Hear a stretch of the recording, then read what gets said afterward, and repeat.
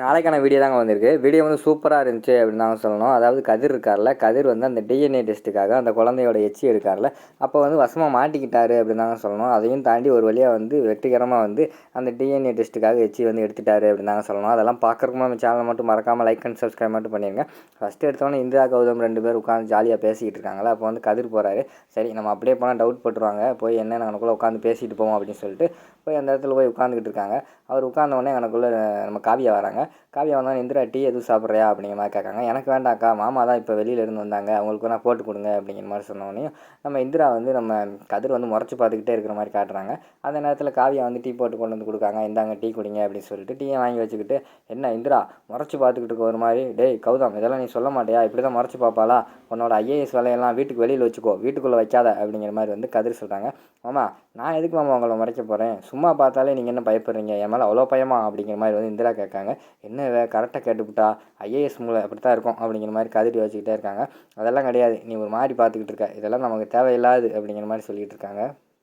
அதுக்கப்புறம் வந்து கதிர் வந்து சொல்கிறாங்க, டேய் கௌதம் நீ உன் பொண்டாட்டியோடய சேர்ந்துட்டு சுற்றிக்கிட்டு நீ வந்து எலெக்ஷனில் தோக்க தான் போகிற, நாளைக்கு ரிசல்ட் வரும் தெரியுமில அப்படிங்கிற மாதிரி சொல்கிறாங்க.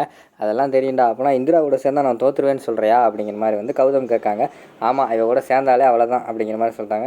சரி இந்திரா இனிமேல் என் கூட பேசாத, நான் உன் பேச்சை கேட்க மாட்டேன், இப்போ ஜெயிச்சிடும் நான் கதிர் அப்படிங்கிற மாதிரி சொன்னோடனே நம்ம கதிருக்கு வந்து என்ன சொல்கிறேன்னே தெரியல, அமைதியாகிறாரு. சார் உங்ககிட்ட எல்லாம் மனுஷன் பேசுவாங்களா அப்படின்னு சொல்லிட்டு விறுவிறுன்னு அவர் அந்த எந்திரிச்சு ரூமுக்குள்ளே போகிற மாதிரி காட்டுறாங்க.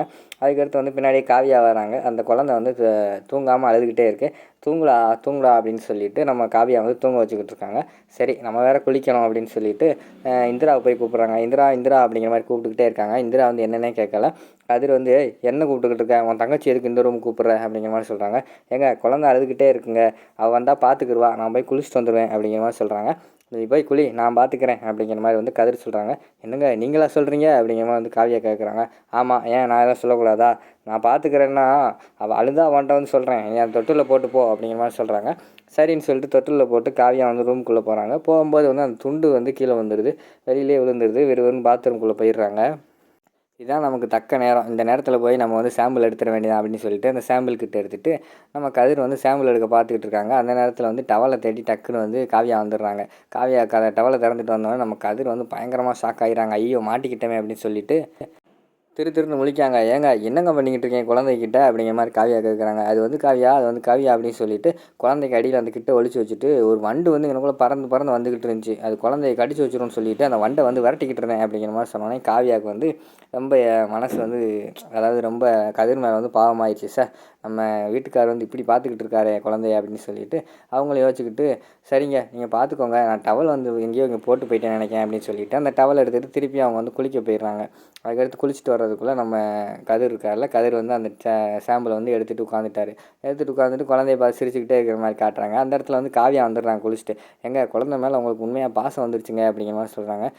ஆமாம் காவியா நானும் நல்லவன் தான், எத்தனை நாள் தான் அந்த குழந்தைய மேலே வெறுப்பை காட்டிக்கிட்டு இருக்கிறது அப்படின்னு சொல்லிட்டு காவியாவோட கன்னத்தை கிள்ளிட்டு அந்த இடத்துல வந்து கதிர் போயிடுறாரு. அதை பார்த்தோன்னே காவியாவுக்கு வந்து பயங்கரமான சந்தோஷமாயிருது. உண்மையாக வந்து கதிர் வந்து திருந்திட்டார் போல் அப்படிங்கிற மாதிரி நினச்சிக்கிட்டு இருக்காங்க. அந்த நேரத்தில் வந்து இந்திரா வந்து உள்ளே வராங்க. உள்ளே வந்தோடனே என்னக்கா கூப்பிட்டியாமல, நான் வந்து ஃபோன் பேசிக்கிட்டு இருந்தேன் அதனால் வர முடியல அப்படிங்கிற மாதிரி சொல்கிறாங்க. ஆமாடி குளிக்க போகணும்னு சொல்லிட்டு உன்னை கூப்பிட்டேன், நீ வரல, அதனால தான் கதிர் மாமா இருக்கார்ல அவர் வந்து குழந்தைய பார்த்துக்கிட்டார், நான் போய் குளிச்சுட்டு வந்துட்டேன் அப்படிங்கிற மாதிரி சொல்கிறாங்க. என்னக்கா சொல்கிற, கதிர் மாமா குழந்தைய பார்த்துக்கிட்டாரா அப்படிங்கிற மாதிரி சொல்கிறாங்க. ஆமாம் அவர் தான் பார்த்துக்கிட்டாரு, அது மட்டும் இல்லாமல் ஒரு வண்டு வேறு வந்துருச்சுன்னு சொல்லிட்டு வண்டெல்லாம் விரட்டிக்கிட்டு இருந்தார், நான் குளிச்சுட்டு வரதுக்குள்ளே குழந்தையவே தூங்க வச்சிட்டாரு தெரியுமா, இப்போல்லாம் அவர் ரொம்ப திருந்திட்டார். அது மட்டும் இல்லாமல் அந்த அத்தை கூட இப்போ அந்த குழந்தை மேலே பாசமாக இருக்கிறதில்ல, இவர் ரொம்ப பாசமாக இருக்காருடி அப்படிங்கிற மாதிரி சொல்கிறாங்க. அக்கா நீ கொஞ்சம் பார்த்தே இரு, கதிர் மாமாவெல்லாம் நம்ப முடியாது அப்படிங்கிற மாதிரி சொல்கிறாங்க.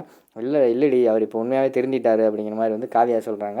இந்திரா வந்து யோசிச்சுக்கிட்டே இருக்காங்க. ஐயோ அக்கா வேறு கதிர் மாமா நம்ப ஆரம்பிச்சிட்டாலே, எதுக்காக கதிர் மாமா இப்படி ட்ராமா பண்ணுறாங்கன்னு தெரியலையே அப்படிங்கிற மாதிரி யோசிச்சுக்கிட்டு இருக்கிற மாதிரி காட்டுறாங்க. அடுத்த சீனில் வந்து அந்த சாம்பிளுக்காக ஒரு நர்ஸ் வந்துருந்தாங்கல்ல, அவங்க வந்து ரோஷி வீட்டில் இருக்கிற மாதிரி காட்டிக்கிட்டு இருக்காங்க. மேடம் எவ்வளோ நேரம் வெயிட் பண்ணுறது, எப்போ வருவார், இன்னும் ஆளவே காணும் அப்படிங்கிற மாதிரி சொல்கிறாங்க. இந்த கிளம்பிட்டாரு மேடம், கொஞ்சம் நேரம் வெயிட் பண்ணுங்கள், இப்போ வந்துருவார் அப்படிங்கிற மாதிரி சொன்னோன்னே கொஞ்சம் நேரத்தில் வந்து கதிர் வந்து அந்த இடத்துக்கு போயிடுறாரு. என்ன இவ்வளோ நேரம் ஆயிடுச்சு அப்படிங்கிற மாதிரி வந்து ரோஷி கேட்காங்க. எங்கே அந்த குழந்தை யாருமே தனியாக விட மாட்டேங்காங்க, எடுக்கிறதுக்குள்ளே எனக்கு போதும் ஆயிடுச்சு, உயிர் போயிட்டு உயிர் வந்துச்சு தெரியுமா, கஷ்டப்பட்டு எடுத்துகிட்டு வந்திருக்கேன் அப்படிங்கிற மாதிரி சொல்கிறாங்க. சரின்னு சொல்லிவிட்டு அந்த சாம்பிளை வந்து அந்த நர்ஸு வந்து வாங்கி வச்சுக்கிட்டு, மேடம் இந்தாங்க இதான் அந்த சாம்பிள், இன்னைக்கு கதிரோட சாம்பிள் மட்டும் எடுத்துக்கோங்க அப்படிங்கிற மாதிரி ரோஷி சொல்கிறாங்க. சரின்னு சொல்லிவிட்டு கதிரை கூட்டிகிட்டு அந்த பக்கத்தில் ஒரு ரூமுக்குள்ளே போகிறாங்க. ரூமுக்குள்ளே போயிட்டு அவங்க சாம்பிள் எடுக்க போயிட்டாங்க.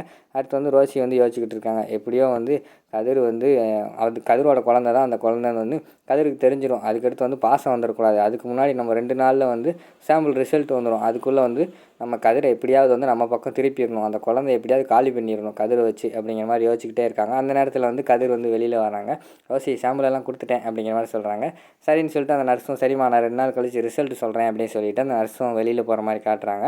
சரின்னு சொல்லிட்டு அடுத்த சீனில் வந்து நம்ம கௌதம் இந்திரா பேசிக்கிட்டு இருக்க மாதிரி தான் காட்டிக்கிட்டு இருக்காங்க. இன்றைக்கி ரிசல்ட் வேறு வரப்போகுது. கதிர் தோத்துட்டான்னா என் மேலே ரொம்ப கோவப்படுவான். ஆல்ரெடி கோவமாக இருந்தான் அப்படிங்கிற மாதிரி சொல்லிகிட்டு இருக்காங்க. இந்திரா வந்து சொல்கிறாங்க இதெல்லாம் தெரியும்ல, நம்ம தெரிஞ்சு தான் நம்ம எலெக்ஷனில் நிற்கிறோம் அப்படிங்கிற மாதிரி சொல்கிறாங்க.